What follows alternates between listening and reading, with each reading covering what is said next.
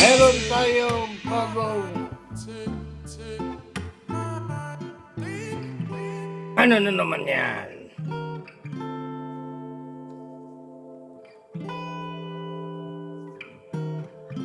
Ito ay tinatawag na light detector.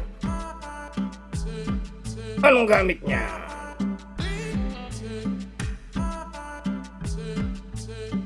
Patayin natin ang ilaw.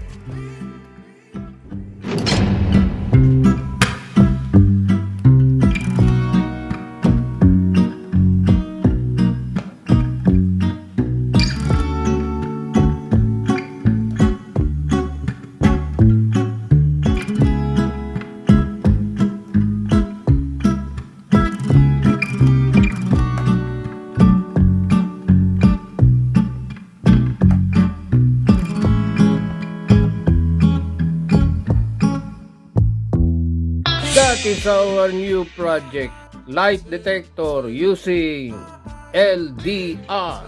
Paano gumana yan? So this is the light detector, light sensor using LDR.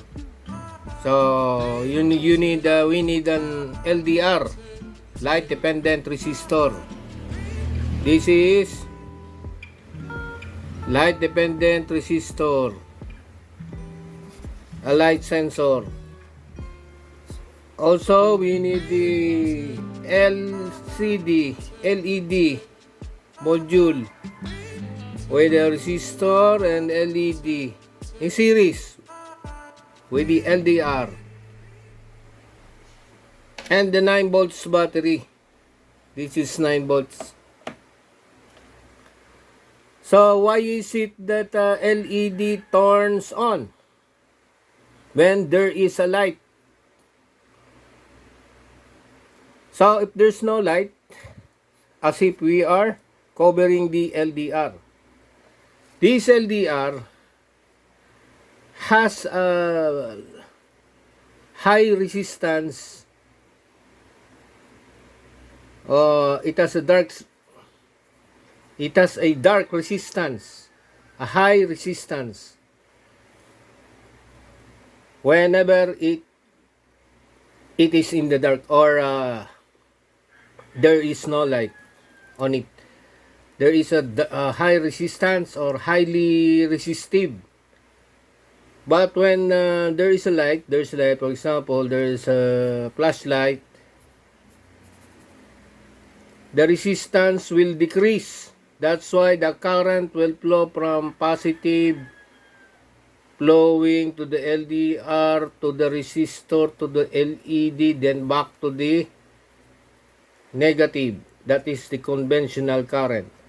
So whenever there is a light, it will decrease the resistance of the LDR, causing to move, or causing to flow the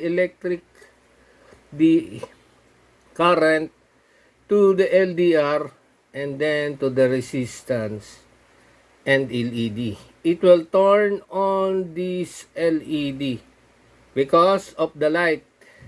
It decreases the resistance of the LDR.